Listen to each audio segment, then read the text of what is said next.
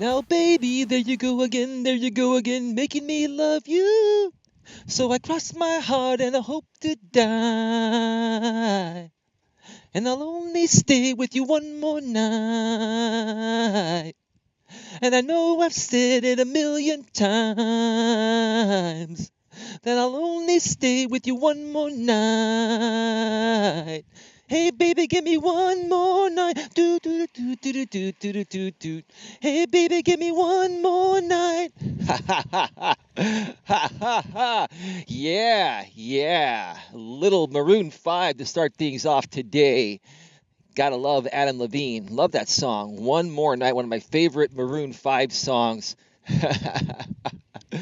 Wanted to give you folks a little love today, a little rendition.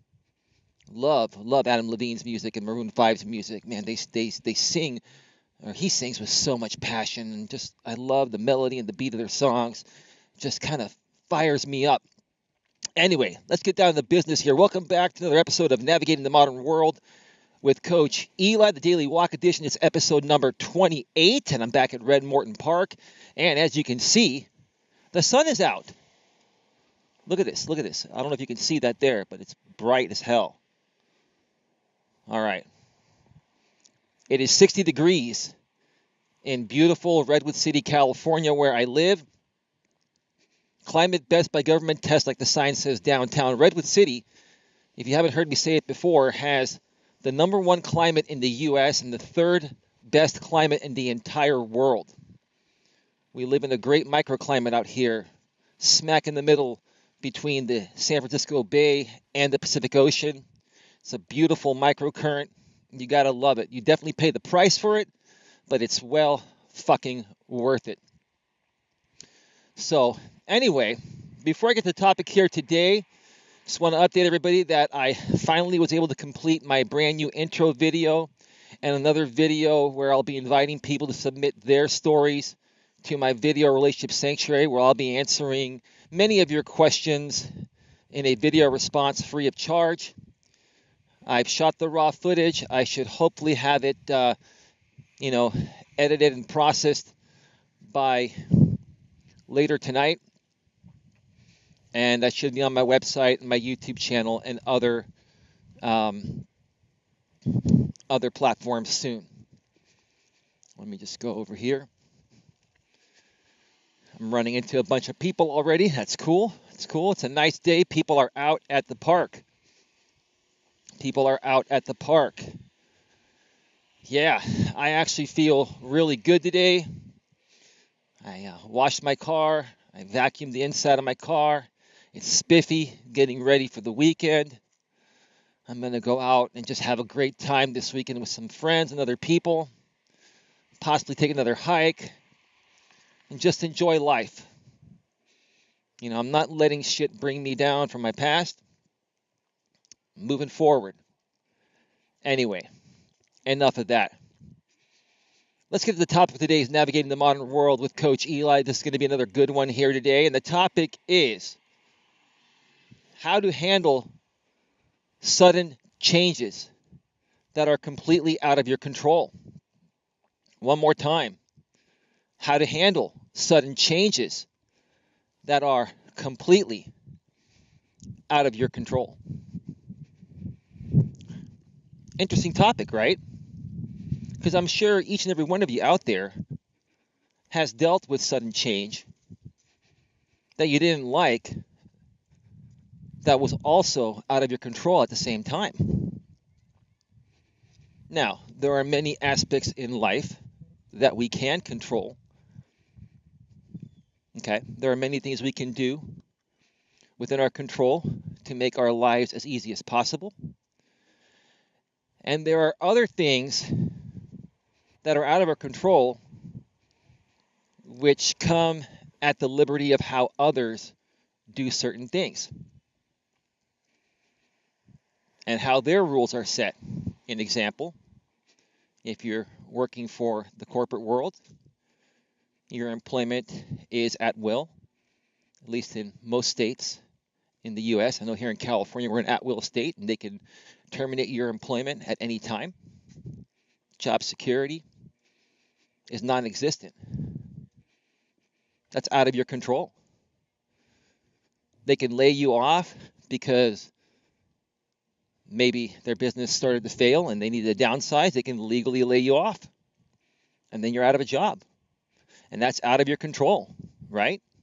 No matter how good of an employee you've been. Okay. I have a drop in my mouth and it went down the wrong tube. I am not sick. I just had something go down the wrong tube. That happens sometimes. Sucks when you're recording. Sorry you had to hear that and see that. Other things that are out of your control. If you're dating someone and they break it off with you, it's out of your control. Okay? There's really not much you can do about it. Your other half made a unilateral decision to change the terms of your relationship, which is what I'm trying to say, change the terms of your relationship from romantic to either friendship or non-existent in some cases. It's out of your fucking control. Okay? And there's another situation here that I want to discuss, from a business aspect. As an entrepreneur, there are many things that are out of your control, even though as an entrepreneur, you are pretty much in control of your own destiny. And to share this example, I'm going to be, well, what the hell was that? I don't know what the hell that was. I heard some sound like somebody crashed into something, and I don't see a crash anywhere. I'm waiting for this car to go by here.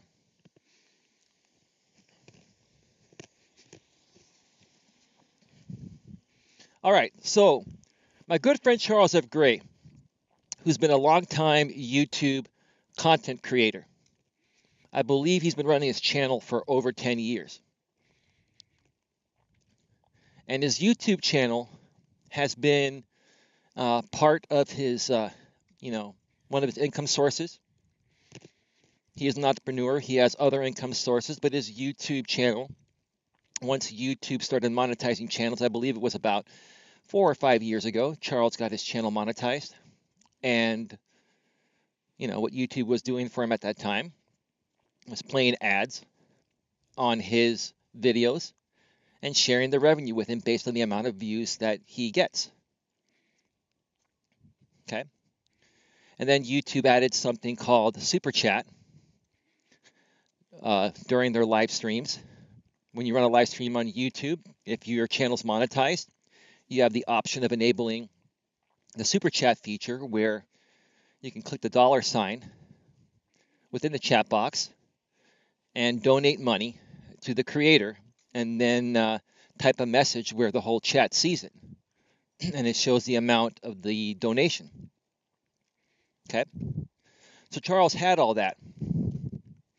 And Charles was happy because he creates great content. He creates a variety of content. He not only discusses, male and female relationship dynamics. He not only discusses MGTOW men going their own way topics, but he talks about philosophy and finances. He, shows some of the things he does around his place to upkeep his place. He does some gardening videos. And then he'll even go out back, and make it appear like he's on the Appalachian Trail, even though he's in Canada, in Alberta, Canada. So he does a variety of videos. And his content, to me, is very advertiser friendly. Now, there are some things that he puts out there and other guys have put out there that YouTube has decided is not advertiser friendly. And those topics are, topics where men discuss their issues with modern day female nature. And what's ended up happening lately is that YouTube has taken the acronym MGTOW, MGTOW, and the words men going their own way and basically blacklisted it into their system.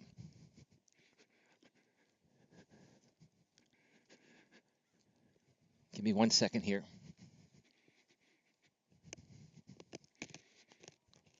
I'm trying to avoid this guy, and he's going right in my fucking path. So I'm just going to turn around and go this way. A lot of people at the park today. It's a nice day. And it's mid-afternoon that I'm recording this. So excuse me here for just a second. Let me just move by here. Got a little doggy right there. Hi, little doggy.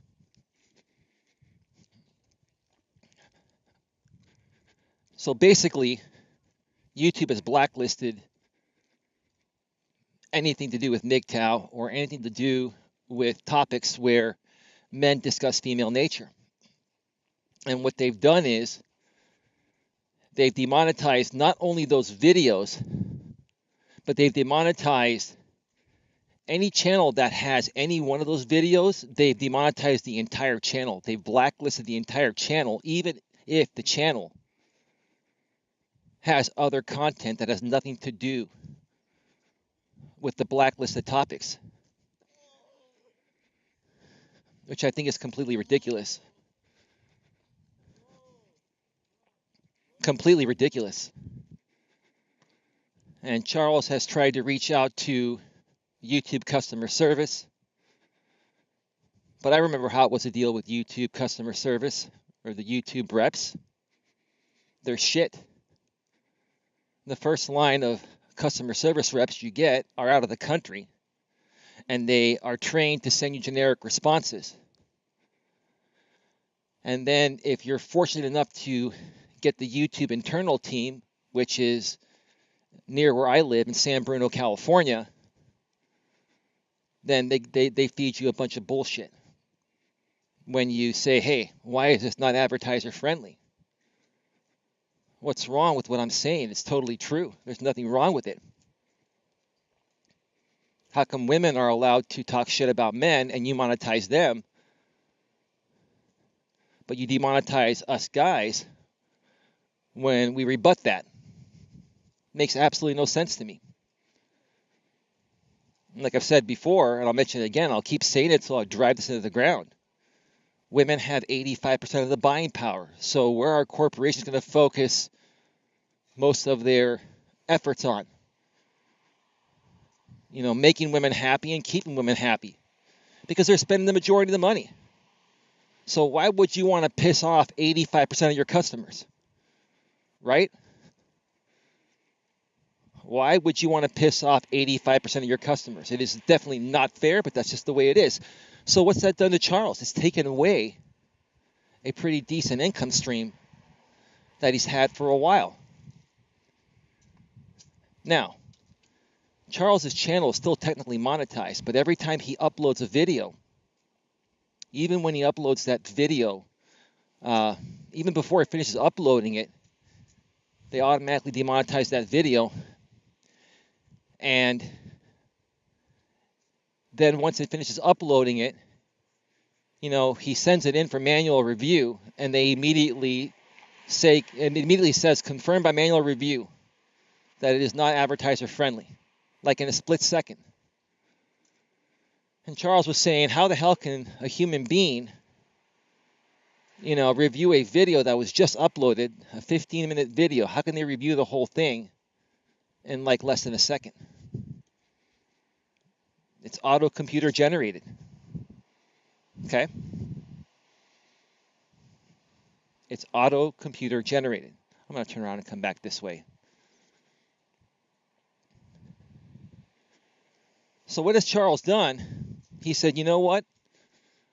I'm going to disable Super Chat for my live streams because YouTube takes 30% of all Super Chats. So if you donate $10, YouTube gets $3 and the creator gets $7. Which is quite steep, to be honest with you. I could see if they took 10%, maybe even 15, but 30 fucking percent? YouTube and Google take 30% of all super chats. Now, Charles has said it's 40%. I don't know, is it different out there in Canada, Charles, because of how your currency works? I know out here in the U.S., YouTube takes 30% of your super chat. Unless something has changed since I left YouTube 3 months ago. Now I'm back on YouTube with a new channel. But like I mentioned, I'm only storing videos there. I'm not running live streams, and I'm not allowing comments. It's just for storage purposes. But have they changed it, Charles, since the days I left my old YouTube channel? Because if it's now 40%, that's really fucking ridiculous. So what has that done for Charles? All the hard work he's put in this channel for 10 years is now down the toilet. All that video library has been demonetized. And even if he has 5, 10, 15, or 20 videos that per YouTube are considered not advertiser friendly, why don't they just demonetize those and leave the rest of his channel monetized? Why are they demonetizing his gardening videos? Why are they demonetizing, videos where he's walking around his house, just talking about household things? Why are they demonetizing videos where he's, out in the snow, just showing how beautiful of a day it is out there in Canada? I don't get it. I just don't understand it. So this is considered a sudden change that is out of your control. Because for Charles, I'm sure that was an income stream that maybe he wasn't 100% dependent on, but did help pay his bills and helped his livelihood. It was something that he was doing for a while. It was something that he got used to. And granted, Charles does his channel because he enjoys doing it, but having some extra revenue come in is certainly a motivating factor. And when that's taken away, it demotivates you. And it's not that Charles or anyone else doesn't want to create videos for the sheer reason of their passion for it, but they just don't like what YouTube is doing, and they don't feel like they want to give YouTube any recognition. Because even if you're not monetized and you have a channel out there on YouTube, you are spending time on their platform, and you are drawing other people on there. So even for myself that doesn't have comments enabled on my new YouTube channel and is not running live streams, the sheer fact that I put videos out there that people want to see is going to drive people onto the platform. And as long as they're on the fucking platform watching my videos, they can go elsewhere and possibly, view a video that has an ad on it, or check out a live stream that does have super chat enabled. And then if they make a donation to that creator through super chat, YouTube gets 30%. Either fucking way, YouTube wins, right? But if you run a business where, you're putting your videos out there on YouTube, okay, and then an example, I embed my YouTube videos onto my website. So when people go to my website to see my videos, what they're basically seeing is an embedded version of what's on YouTube. If YouTube all of a sudden decided to say, I'm going to shut Coach Eli's channel down, okay, what happens to those embedded videos on my website? You click on them, they're going to say that video is not available, or this channel has been shut down due to hate speech and vulgar language, or whatever shit they would put on there, right? Okay. So what is the solution to all of this? What is the solution in this situation? Because Charles has been, trying to figure out what he wants to do. He's even thought about shutting down his YouTube channel. Charles, I've seen your latest videos. How do you handle this sudden change that's completely out of your control? And stick around, folks, because there are some other things I'm going to be discussing that are out of your control as well, in regards to relationships and other stuff. What is the solution? Charles, I would continue to run your YouTube channel if I was you. But what I would suggest that you do is what I've done, is create a website and embed your videos on your website like I'm doing, and then create a monetized platform on your website and have people come to your website and comment on there like I have set up on mine. Create an email list through your website. This is crucial, folks. Create an email list. On my website, people are not allowed to comment unless they sign up for a free membership. They have to enter their email and the password. Now, you don't want to spam people. I'm not going to spam you folks, but you want to capture people's emails and their names. So if something happens to, YouTube, for example, or any other platform that you have invested a lot of time on and connect with a lot of people on, if that gets shut down, you still have contact with these people. If YouTube shuts down your channel, all those people that were subscribed to you are no longer subscribed to you. They're no longer connected to you. So what you have to do, folks, in my opinion, as an entrepreneur, is create your own website. Use platforms like YouTube, Facebook, etc. as storage places for your videos and get people to come to your website. Create your own platform that you have full control over. Now, some of you out there will say, well, I don't really want to create a website. I don't know how to create a website. I have to pay someone to do it. It'll cost me a lot of money. It might cost you a little bit of money initially. I fortunately know how to create websites myself, so it doesn't cost me that much. But let me tell you something. Having that security of your own platform and starting to build your network outside of these social networks that have full control over you. They have full control over not only you and what you do, but your contact list. And again, if they shut you down, you lose it all. And then what do? Do you start over? What happens to all that hard work you put into it? All that time you invested into it, right? So you got to have a backup plan. You got to have a backup plan. It sucks that in today's day and age, many of us are dependent on social media to keep in touch with people. Okay? But again, what happens if either A, that company shuts down for any reason, or B, they shut you down. They delete your profile or your channel or your account. And they can do that all of a sudden without notice. It's part of their terms of service. What happens then? What if you're dependent on that channel to pay your bills because it's the way you reach your clients?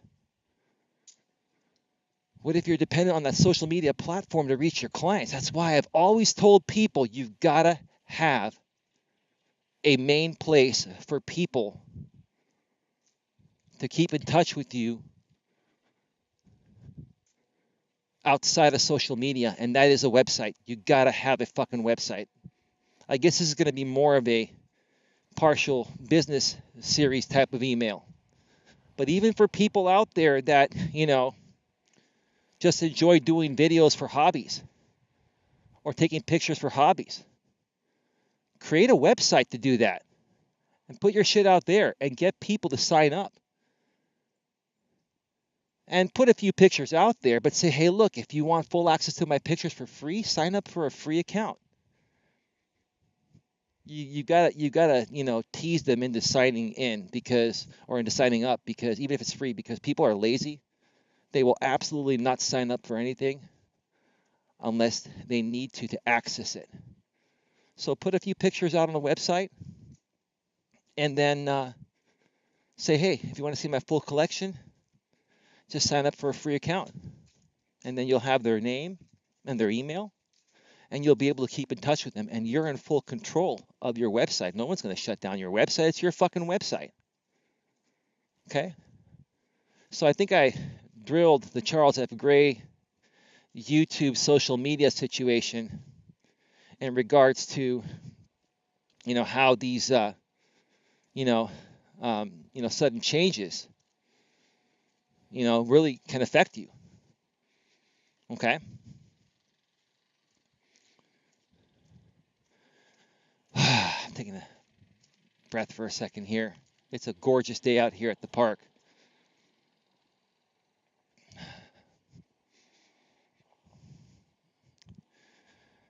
All right.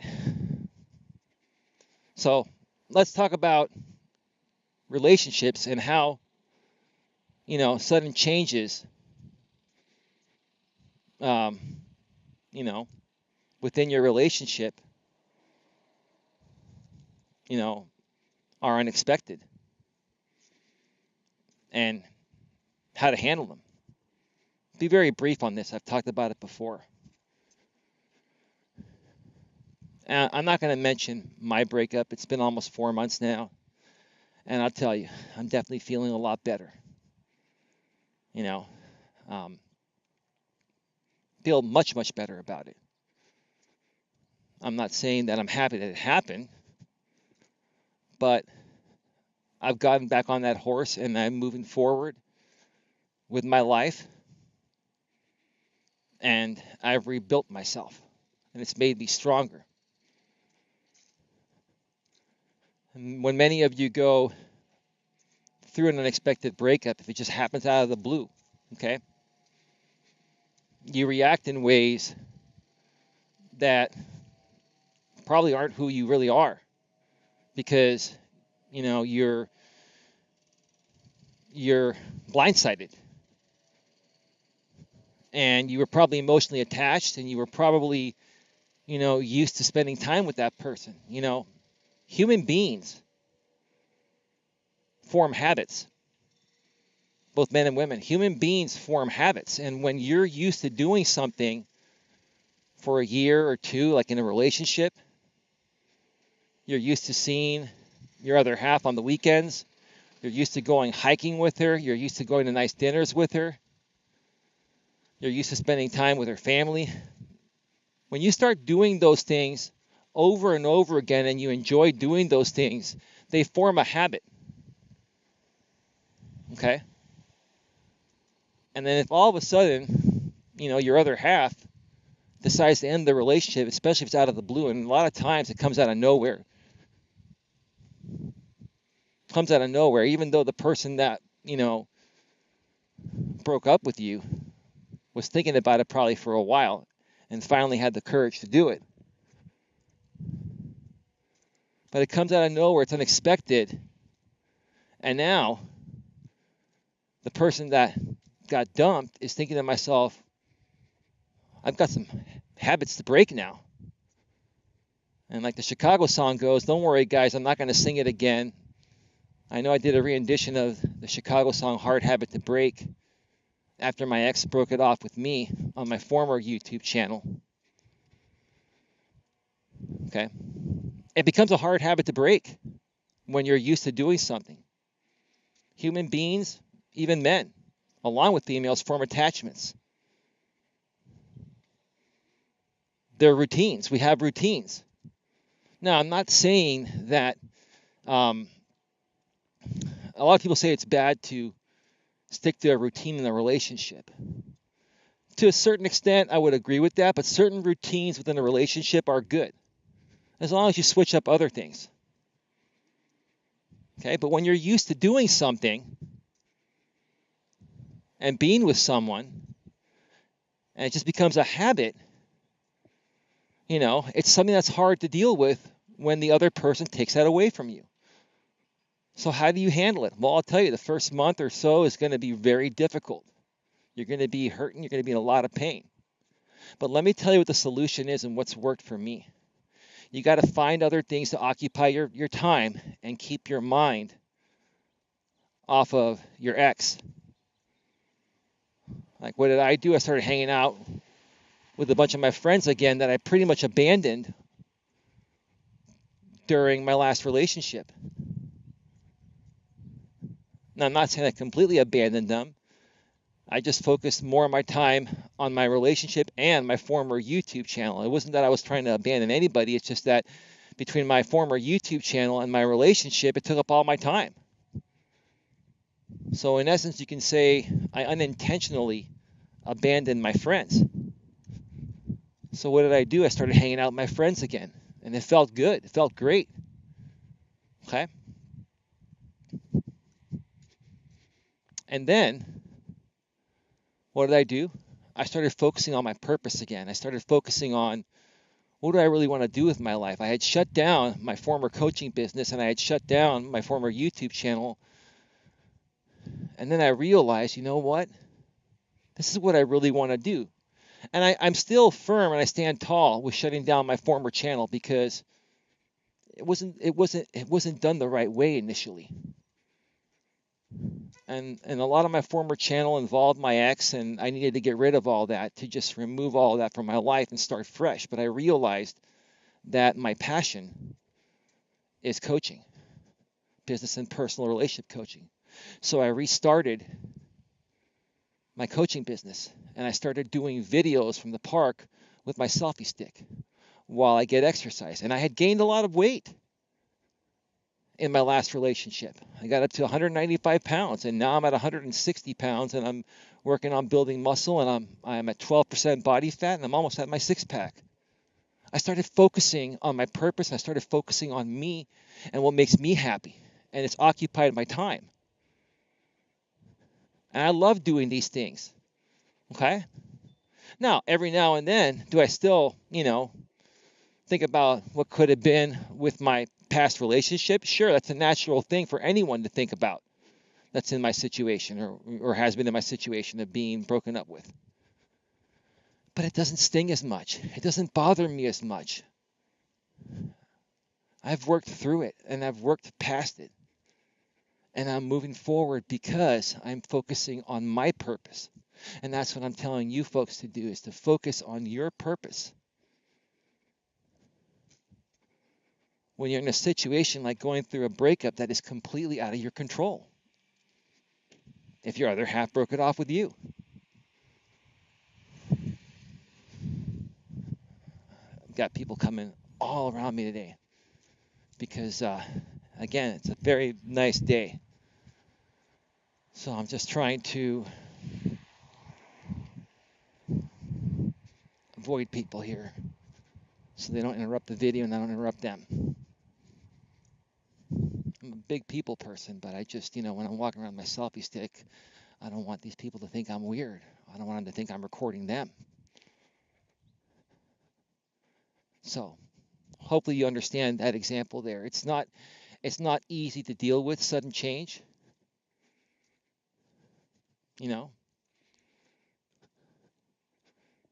Sudden change is not easy to deal with. But there are things you can do that will help you feel better and get through things over the course of time. And what other example was I going to give you folks? I don't know, it just feels weird today at the park. I think because this is the first sunny day we've had like in over a week. And people that don't work during the day or are retired are coming out and just all doing their walks, which I can't blame them. I'm self-employed and I make my own schedule, so I'm out here doing the same thing as well.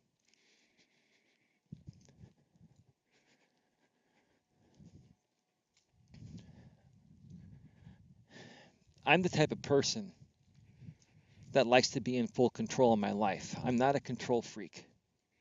Let me make this clear. I'm not a control freak, but I like to be in control of my life. And in today's day and age, okay, like I said earlier, especially if you work in the corporate world, you're under their control no matter what you think. You're at their liberty. Your employment is at will. Okay? When you use certain platforms to run your business that are owned by somebody else, you're at their will. You're working with their terms. And let me tell you what a lot of these companies do to cover their ass.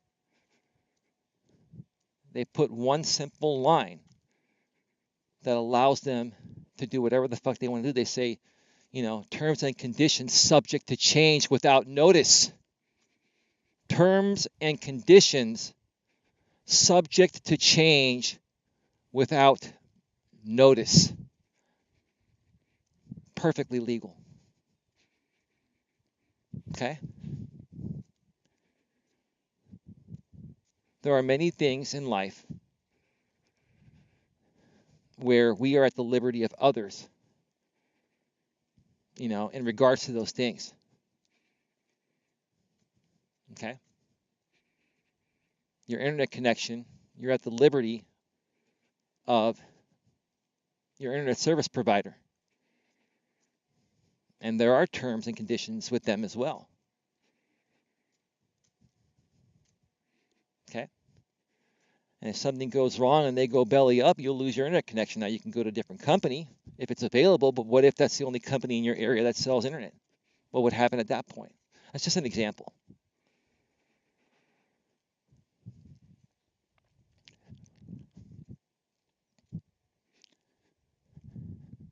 Another example I want to mention here in regards to what I've been discussing. And again, I'm sorry if this video's been all over the place. It's been a weird day here at the park.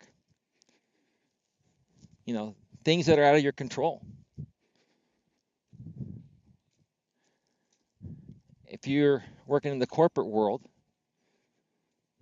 and let's say,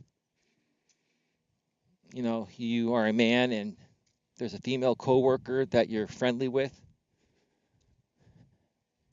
and you start just talking with her and you befriend her, and let's say she all of a sudden one day just decides to screw you over and says, hey, this guy's been harassing me sexually even though you haven't been, she can go to human resources, file a complaint, and now you're in hot water. That's totally out of your control. You did nothing wrong, but that's totally out of your control. So how do you handle that situation, that unexpected, situation that is completely out of your control? Here's my best advice. Keep your mouth shut. Keep your mouth shut. And in the workforce, I hate to say it, your interactions with the opposite sex, keep them minimal and professional. And if you're working on certain projects that involve the opposite sex, if you're a man and you're working on a project with the opposite sex, have witnesses around to see what you're doing. When I was back in management, back in my corporate days, whenever I had to discipline a female employee, I always had another manager there, preferably female if there was one available. Because I didn't want that female to feel like she was being attacked by a male manager, which isn't the case at all. But we know what a lot of women will do today. They'll play the system even though they know they're wrong and they made a mistake and they deserve to be disciplined. They may not want to own up to it, and when you call them out on it, in order to try to get away with it, they may say, well, you're just reprimanding me because I'm a female and you're a male boss. That's all it takes for them to say to human resources. And even if they're wrong, now you have to go through the scrutiny of proving yourself to HR. Now you've got HR involved, and then HR is going to start looking closer at your business, at your location, if it's a retail store or company or whatever. Because of that one situation there, because of the woman wasn't performing up to par, and we had to, I had to, discipline her. Now, this hasn't happened to me. I'm just saying for example purposes. All she has to do is make up some BS that I'm treating her unfairly. And boom. Now I got to prove myself to human resources. And beyond that, now human resources is going to start watching my location and myself like a microscope, even though I've done nothing wrong. So always have a witness when you're dealing with somebody in a situation like that. That's totally unexpected. There are so many unexpected things in life. They come out of nowhere. And if you're a good man like myself, just trying to live an average everyday life, and same thing for you ladies. So ladies go through this as well, but it's a little bit different for ladies. I've kind of been speaking a lot on the male perspective, but just flip it around for you ladies, same thing, pretty much. Okay.